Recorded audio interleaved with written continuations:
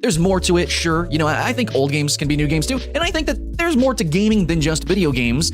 But, yeah, okay, we play a lot of new online games. You know, a lot of MMO, you know, a lot of games that need to be beta tested, alpha tested. They need people online playing in those betas, early accesses, right? So, let's talk about that. This is just kind of a rant. Yeah, I'm just throwing this out there. I'm just talking about my experience, and probably, you know, if you've played a lot of betas like me, probably, you know, about what you've kind of went through. And we're going to be talking mainly towards new players, people who haven't really dove into this sector of gaming yet, who haven't really fallen as far as we have. You know, the hunger hasn't really set in quite just yet. You know, they're still feasting on, you know, AAA releases. Maybe they're a patient gamer, what have you. But there's a lot of people who are, I would say most people are more on that casual approach to gaming, where they sit on the outside and they see an early access game and they'll wait for it to release, or they'll wait for a game to at least just fully release. You know, just there's a normal game release. You know, they don't have to buy into the alphas, betas, founder packs. They see all that as just complete bullshit. And you know what, guys, I'm actually more on that side of the fence, actually. But there is a reason why I and many of the family here actually do love beta testing, alpha testing, pre-alpha, like as soon as we can get in $300 package testing these online games. Now, it is mainly online games because they need to test the servers, the online functionality, and generally to support these type of massive productions, they have to have this really weird development pipeline where they, you know, Kickstarter, and then you buy into founder packs, early access, cash shops, and blah, blah, blah, this stuff and things, donations, and little monetization schemes strewn throughout, okay? And yes, I do agree that a lot of those things are heinous, but why would we go through all of that and have the potential, you know, like downfall of the game, be stabbed in the back potentially as well? Developers have totally done that plenty of times to us. Why do we go through all of this? Now, you could say, well, Sky, it's different for you. You make a little bit of money from this. I mean, even if you didn't make money, you must at least get your money's worth back out of it, right? Like, it's no cost to you, Sky. Well, okay, I see that, but I was doing this before I was actually making money. You know, I was just like you guys not too long ago. I only started this personal channel, and that's when I really started ramping up, you know, the monies, I guess you could say, like 2 years ago. So, yeah, this is something that I've been living for a long time. And whenever I was a kid, I always wanted to be a game tester. So, personally, for me, I'm actually biased in maybe a different way than you're expecting. I just fucking love video games. I went to school for video game design at Full Sail University, and just, you know, ever since I was little, you know, I had the Atari, like every system throughout. I loved all different kind of walks of life of gaming. I just really appreciate the art of game production. That's as a whole, you know, that's going to be the publishing, which is something I talk about all the time. That's going to be the design. And yeah, no, we get backstabbed all the time. A recent example is Bless Online. But here's the thing, guys, is, yeah, like Bless Online had a really shit launch. Like, it was garbage. I actually got removed as an emissary for my objective facts, just saying, hey, the launch was bad. You know, so I understand, guys. I understand how we can be hurt so badly, but at the same time, there was some good in it. I did have some fun in it, actually, especially when I flew out to San Francisco. And yeah, that was paid for, but you have to understand that there's a lot of things, opportunities in these betas and alphas. Maybe not so much as a career, but sometimes actually, but it's opportunities to do something special and unique that maybe at the time, you know, if you just are doing that one simple thing and you're not thinking the whole grand scheme of things, it can be kind of cool.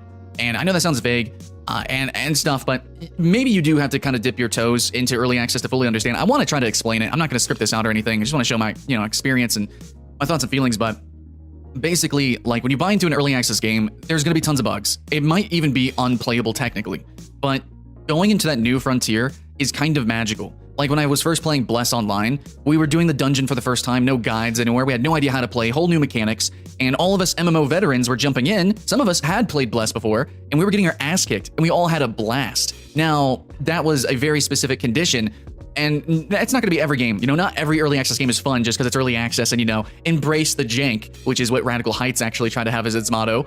But kind of, actually. Yeah, actually, a little bit. Going into a game for the first time without any knowledge and jumping on with a wave of other players who are all learning and gaming the game with you, that is the pure definition of, like, what we want in, I guess you could say, like, MMO magic. And it goes to other genres too, not just MMOs. But that idea of joining into a world, which needs to be tested, needs to be built, it's going to be awful, but, you know, that introductory experience that is not perverted in the least, it's just raw creativity being thrown together shittily, yes, but it's something. And you jump in, and you're doing that with a bunch of other people. Everyone's cannonballing into the pool all together, and it can make some waves. So there is this sort of concert-like feeling and emotions that get strewn throughout. And I'm trying to make it sound poetic, actually, it seems. And it kind of is. Like, looking back fondly at a couple early access, like Ark. I remember the very first video I did on Ark Survival Evolved. I had so much fun with that. And, you know, even today, it's at mixed reviews, right? But back then, it was so crazy. It was so cool. You know, DayZ, actually, debatably, you know, was better back in the day. More players, more people interested. It was worse back in the day, but, like, at the same time, everyone was talking about it. Everyone was trying it. Everyone was going through the shit together. But through the sand, you know, sifting through it, we found some treasures. And it almost doesn't make sense because all of these games are, like, objectively worse when they're in their early access state as physical games. This is something I try to get across in a number of videos, but we are talking about online games, and you need a community with that. So sometimes, even if you know the game will be garbage, you can actually have a freaking blast by jumping on with friends, with strangers, with just the community. Random people coming together and trying to make something out of nothing. It's not just the developers who are trying to mold something here. It's also communities themselves trying to ignite their own spark and create something beautiful. So yeah, that's basically what I'm saying. I'm basically making excuses and saying, well, yeah, games are shit, but as long as the games facilitate a community, then it's cool. Yeah, I know that's actually completely true. As somebody who is a game design freaking nerd, I am hypercritical. You can see my videos.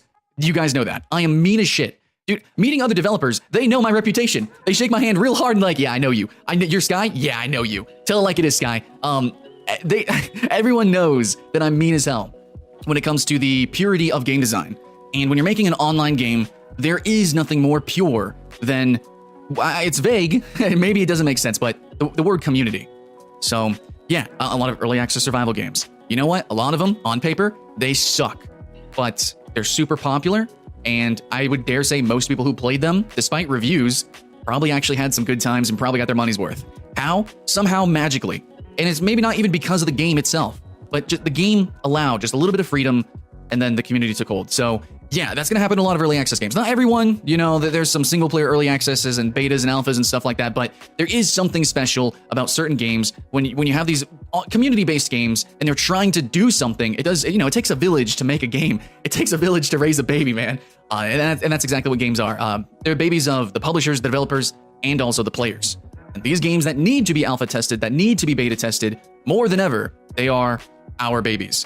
And we should kind of own up to that. Now, again, I'm somebody who says you shouldn't give a fuck about developers. You shouldn't care about supporting developers. You should just care about the end product.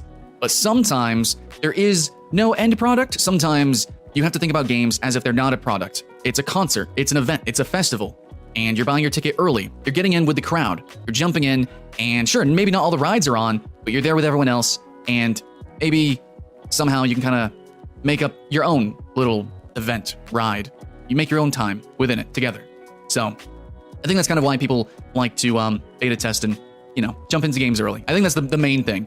Yeah, we're probably all geeks and nerds. We probably do, to some extent, like the idea of helping design a game, helping build a game. But when we're playing these online games, we're playing it because we are playing it. It's not just a me, it's not just a you, it's a we, it's a us. And that makes a huge